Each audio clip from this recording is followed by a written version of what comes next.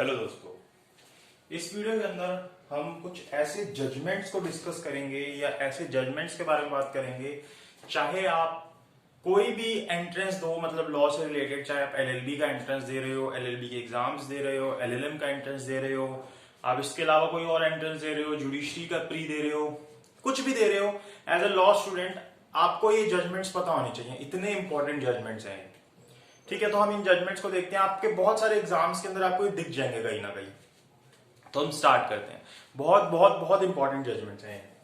देखिए, सबसे पहले जो जजमेंट है वो है, जिसको आपको याद रखना है, Rupa Ashok Hurra versus Ashok Hurra and other. क्या नाम है? Rupa Ashok Hurra versus Ashok Hurra and other.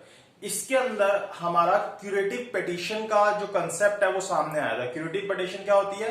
जो सबसे एंड में हमारे पास जब सारी चीजें, जितना भी हमारे पास जुडिशियल में, जो हमारे जुडिशियल सिस्टम में जितने भी रिलीफ देते हैं, जब सब रिलीफ खत्म हो जाते हैं, उसके बाद सबसे एंड में जब हमारे पास जो रिलीफ बचता है वो क्या है? क्यूरेटिव पिटीशन का सुप्रीम कोर्ट को पास जब हम एप्लीकेशन लगाते हैं इसकी कि भाई आप देखिए कुछ आपको लगता है तो मुझे छोड़ दीजिए। तो ये क्यूरेटिव पिटीशन का जो कंसेप्ट है वो इस केस में आया था, Rupa Ashok Hurra versus Ashok Hurra and other.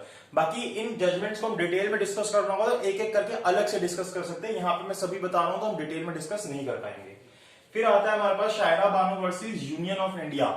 इसके अंदर तलाक बिद्दत, जो ट्रिपल तलाक का कंसेप्ट होता है, जो अभी हमने देखा था रिसेंटली, उसको खत्म किया गया, सेट असाइड किया गया तलाक बिद्दत। और सुप्रीम कोर्ट के द्वारा डायरेक्शन दी गई कि आप इसके ऊपर कोई स्टैच्यू बनाइए, पिनलाइज कीजिए इसको। तो उसके अंदर फिर एक पीनल लॉ बनाया गया मुस्लिम के लिए, मुस्लिम वुमेन्स के लिए, protection of Muslim women's against marriage, ऐसे करके 2019 का एक्ट है। तो वो इसी के बाद आया था। तो इसलिए ये जो केस है Shayara Bano versus union of India, तलाक बिद्दत के लिए, जहां पे ट्रिपल तलाक की बात होती है, उसके लिए इंपॉर्टेंट केस है, आपको पता होना चाहिए।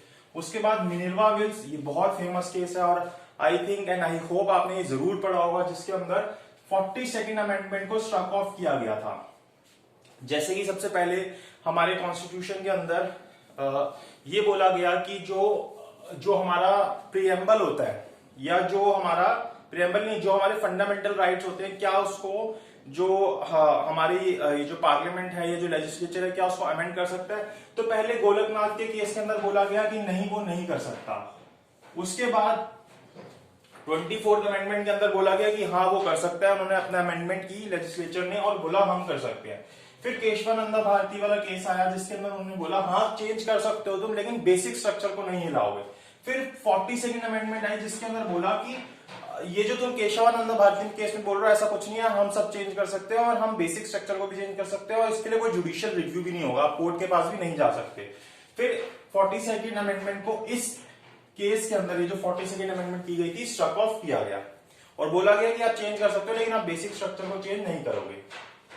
फिर केशवानंदा भारती वर्सेस, मतलब Kesavananda Bharati versus state of Kerala का केस है। इसके अंदर मैक्सिमम जजेस बैठे थे। कई बार वो पूछता है कि मैक्सिमम जजेस कौन से केस के अंदर बैठे थे, तो केशवानंदा भारती केस के अंदर बैठे थे 13 जजेस बैठे थे इसके अंदर, जिसके अंदर बोला गया था कि प्रीएम्बल जो है हमारे कॉन्स्टिट्यूशन का पार्ट है। इससे पहले केस था बेरुबरी केस, जिसके अंदर बोला गया था कि प्रीएम्बल पार्ट नहीं है।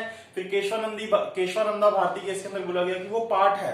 तो आपसे दोनों चीजें पूछ सकते हैं कि कौन से केस के अंदर बोला गया कि प्रीएम्बल जो है हमारे कॉन्स्टिट्यूशन का पार्ट नहीं है। फिर वो पूछ सकते हैं कि कौन सा केस के अंदर बोला गया कि जो प्रीएम्बल है वो हमारे कॉन्स्टिट्यूशन का पार्ट है। फिर हमारे पास आता है Gyan Kaur versus state of Punjab. Gyan Kaur versus state of Punjab के अंदर बोला गया कि राइट टू डाई जो है वो हमारा फंडामेंटल राइट नहीं है। कौन से केस के अंदर? Gyan Kaur versus state of Punjab. वहीं इससे पहले केस था जिसका नाम था P Rathinam versus union of India, जिसके अंदर बोला गया था कि right to life includes right to die, जिसको ओवररूल किया गया इस केस के अंदर। तो वो आपसे यहाँ पे भी दोनों चीजें पूछ सकता है कि कौन से केस के अंदर बोला गया कि right to die, right to life includes right to die. फिर वो पूछेगा, अलग से पूछ सकता है या सिर्फ यही पूछ सकता है कि कौन से केस के अंदर बोला गया कि राइट टू डाई जो है वो हमारा फंडामेंटल राइट नहीं है। तो यहाँ पे आपको ये दोनों केस पता होने चाहिए। फिर हमारे पास केस आता है Bachchan Singh versus state of Punjab का, जिसके अंदर बोला गया कि जो हम सेक्शन 302 देखते हैं आईपीसी का, उसके अंदर अगर किसी को डेथ पेनल्टी देनी है तो वो सिर्फ रेयर ऑफ रेयरेस्ट केस के अंदर दी जाएगी और वो रेयर ऑफ रेयरेस्ट केस हर एक केस के फैक्ट्स एंड सर्कमस्टांसिस के हिसाब से डिसाइड किया जाएगा। फिर केस आता है Selvi and others versus state of Karnataka. क्या नाम है, Selvi and others versus state of Karnataka, जिसके अंदर ये बोला गया कि जो narco analysis, polygraph test, BEP test होते हैं, ये सारे क्या होते हैं, आर्टिकल 21 जो है हमारा उसको वायलेट करते हैं, क्योंकि इसको नहीं पता कि ये सही होते भी हैं या नहीं होते, तो इसलिए अब ये नहीं होते ये वाले टेस्ट जो होते हैं। फिर हमारे पास केस आता है सीमा वर्सेस अश्विन कुमार का, जिसके अंदर बोला गया कि जितनी भी मैरिजेस इंडिया के अंदर होंगी उनको कंपलसरी रजिस्टर करना होगा।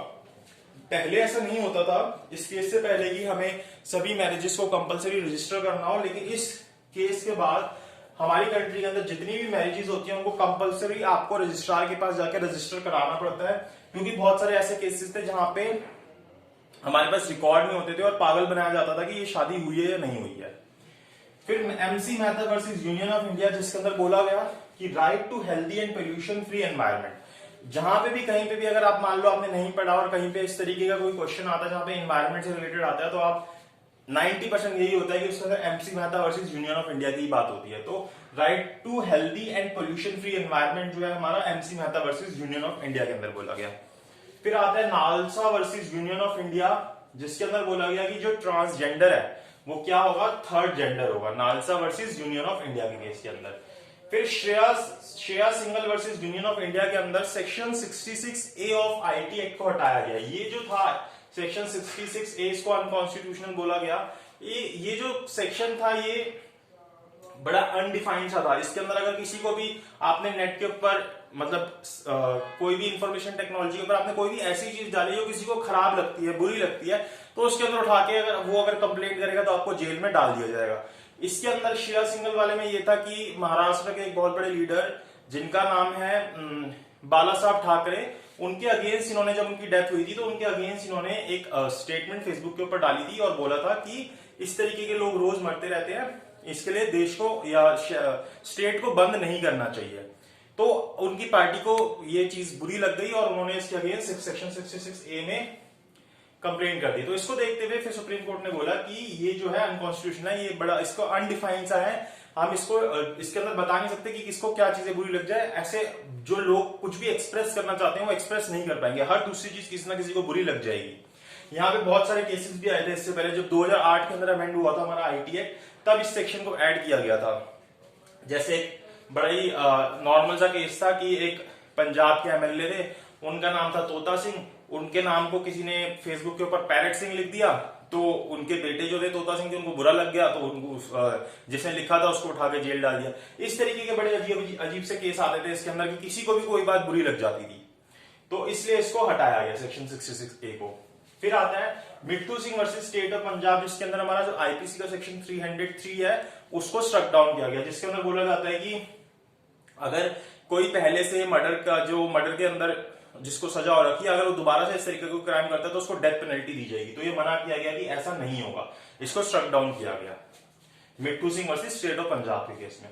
फिर आता है D K Basu versus state of Bengal. ये क्वेश्चन बहुत बारी पूछा जाता है, अगर आप देखोगे तो यहाँ पे जो अरेस्ट और डिटेंशन की रिक्वायरमेंट्स है वो सारी दी गई कि क्या क्या चीजें अरेस्ट के वक्त, डिटेंशन के वक्त पुलिस को करनी होंगी, कि भाई वो इन्फॉर्मेशन देंगे रिलेटिव को, उसको अपने जो लॉयर है उससे कांटेक्ट करने दिया जाएगा, उसको बताया जाएगा कि उसको क्यों अरेस्ट किया जा रहा है, उसको 24 आवर्स के अंदर मजिस्ट्रेट के सामने प्रेजेंट किया जाएगा। तो ये सारी चीजें जो है D K Basu versus state of West Bengal के केस के अंदर बताई गई।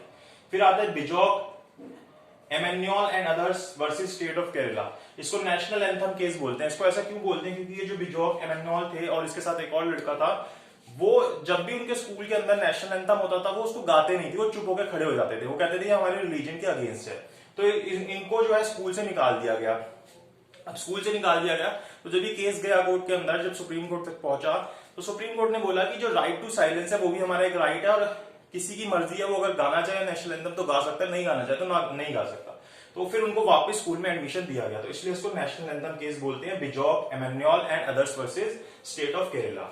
फिर आता है state of Maharashtra versus Prafulla B Desai. इसके अंदर क्या था कि जो एविडेंस है वो किसके थ्रू रिकॉर्ड हो सकते हैं, वीडियो कॉन्फ्रेंसिंग के थ्रू रिकॉर्ड हो सकते हैं।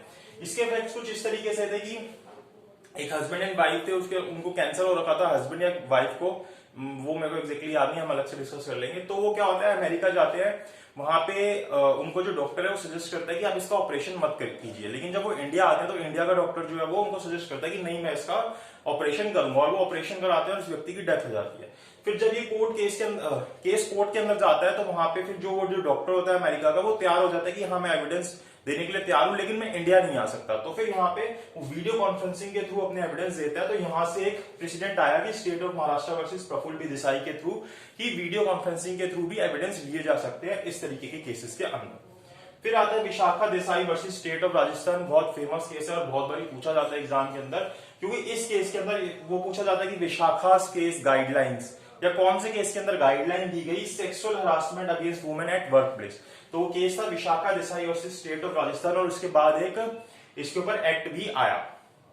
तो ये सारे हमने जजमेंट देखे। इसके अलावा मैं एक जजमेंट है जो सेक्शन 498 को स्ट्रक करता है, 498 को हमारे आईपीसी के, तो उसको आप कमेंट बॉक्स में लिख के बताइएगा कि वो कौन सा केस है, फेमस केस है और वो भी पूछा जाता है एग्जाम के अंदर। तो इस वीडियो के लिए इतना ही। यहाँ पे हमने बहुत सारे अच्छे अच्छे लैंडमार्क जजमेंट्स को डिस्कस किया जो कि आपके एग्जाम के लिए इंपॉर्टेंट है और आपको पता होना चाहिए। आप कोई भी एग्जाम दे रहे हो, कोई भी एंट्रेंस एग्जाम दे रहे हो, ये क्वेश्चंस पूछे जाते हैं, बार बार पूछे जाते हैं और ये इंपॉर्टेंट लैंडमार्क जजमेंट्स है। सो इस वीडियो के लिए इतना ही। वीडियो अच्छी लगी हो तो लाइक शेयर सब्सक्राइब जरूर कीजिएगा।